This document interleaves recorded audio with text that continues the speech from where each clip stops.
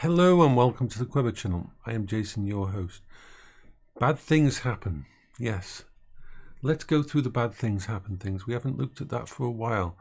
I always say I use all this technology so bad things don't happen. The trick is trying to talk about the bad things without triggering the bad things. But thankfully, I've got used to when I'm talking about it, I'm always on camera. And then I'm focused on the camera and therefore it works better. So, bad things happen.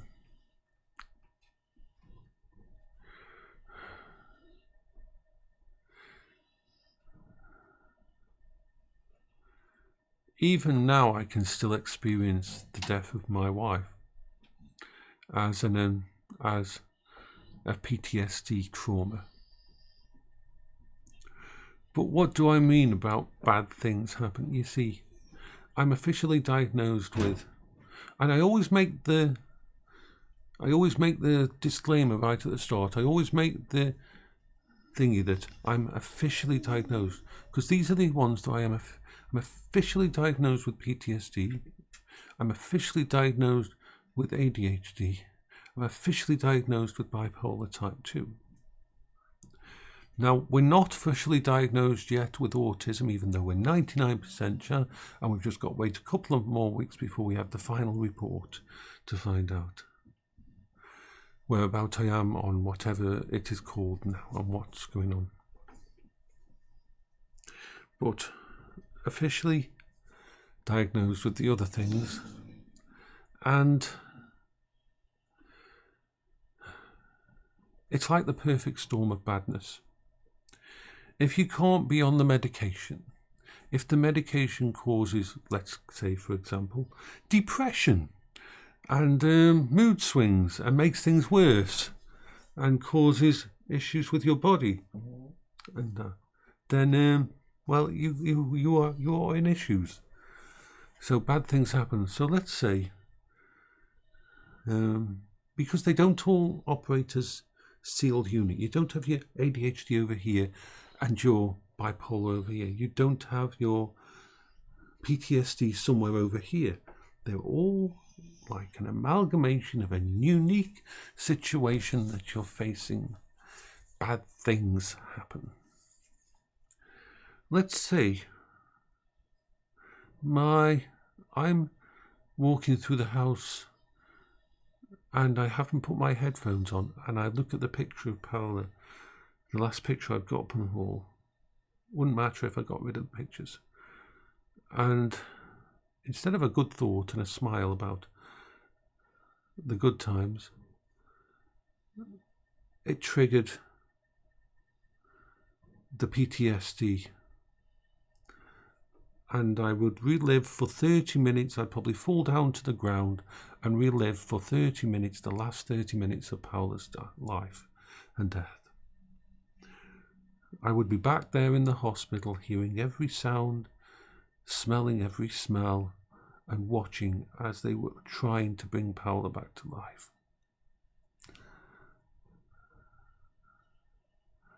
And I go through it again as if it was today. And at the end of it, because ADHD would fixate on it, it'll restart. Another 30 minutes. Another 30 minutes. And then, fueled by the depression and the ADHD and what content my brain is going through, very good chance it could kick into a deep, deep depression spiral, and that is the bipolar kicking in. Whee! As you go down further and further and further, and each time you run through the thingy and you can't stop it because your ADHD is fixated on it and wants it to go on and on and on, and you want it to repeat again.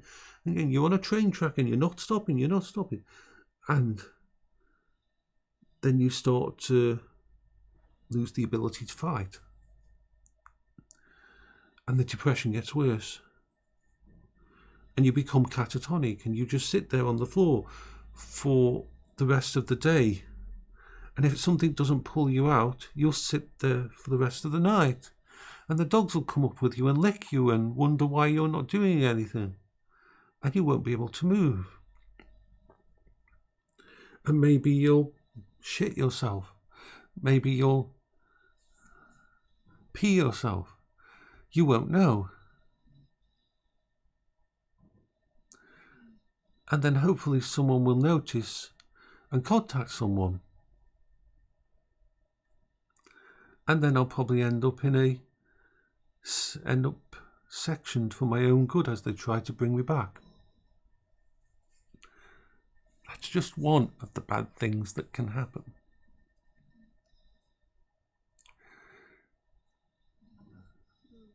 And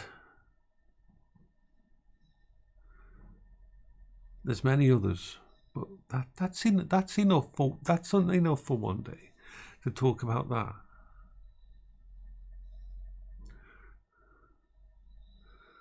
And the crazy thing is, anything can trigger it. So how does all of this tech help? How does all of this stop that going to happen? Well, the audiobooks level it out. The audiobooks can partially just track my mind if I'm listening to an audiobook.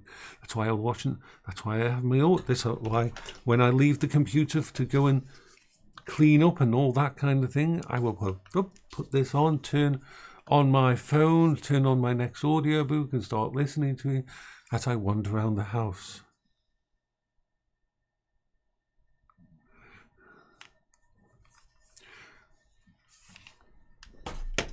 This helps.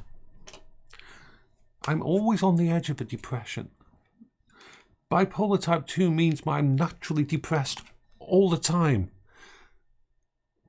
And so I've got to watch that it doesn't go into deep depression, because deep depression is the stuff where bad things happen. So the retro stuff can pull me into my past where things were good.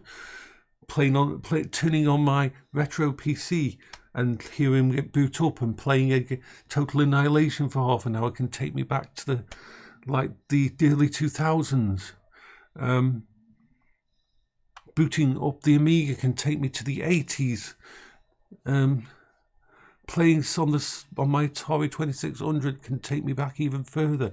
All of these things can take away and modify before it gets into a depression spiral, before it gets into the really bad shit. And it works. And VR helps as well. And talking to my friends on Thingy helps as well on Discord. And recording these vlogs helps as well. And doing the streaming helps as well. And so this is why it is imperative that I always have multiple different layers so that the bad things don't happen.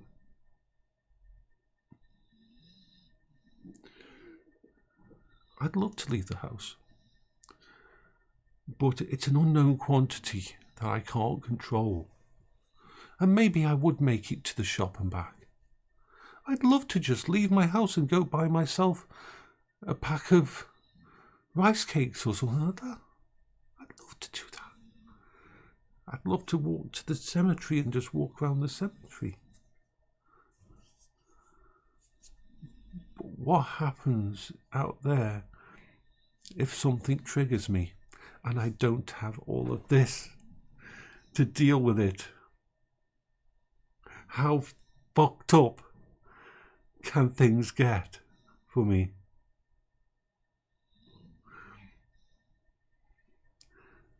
That's what I mean when I say bad things happen. You always see the best of me. You always see the best of me.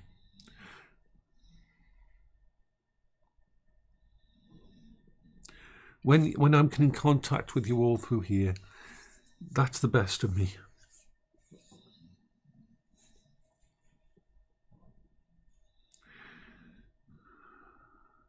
AI helps as well. I have so many layers of coping strategies because this is life-threatening. My doctor, my last consultant, the one that was really good, was not joking when he said to me, I've seen people with half what you're dealing with and they didn't survive. They didn't. It's not a joke. It's not a meme. It's not a thing. It's a simple fact that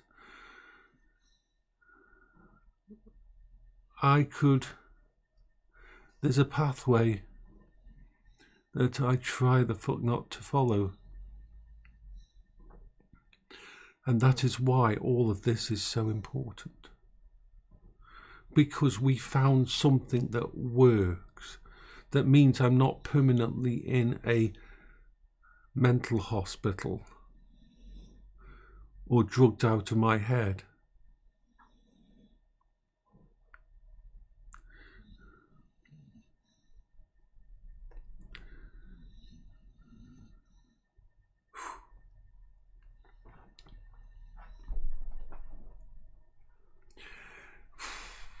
Yeah, takes a little bit out of you talking about all of that and trying to talk about it in a way that I don't end up going down that path.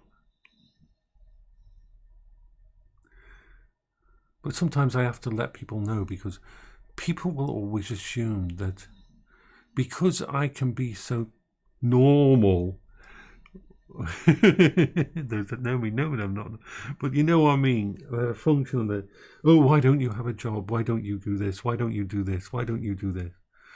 How are you allowed to do that? You shouldn't be able to allowed to do that. I work for this many hours and I can't afford that.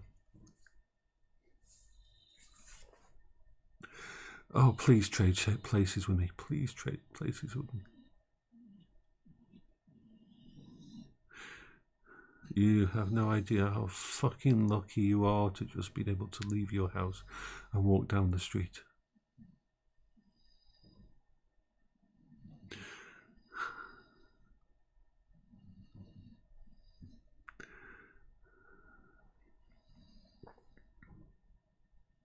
My world is boundaried around this house and backyard and my dogs and what I can view. This is why I have 2 internets, why I have a backup internet, why I have backup power, why I have solar panels. It is nothing to do with saving money, it is to do with saving my life.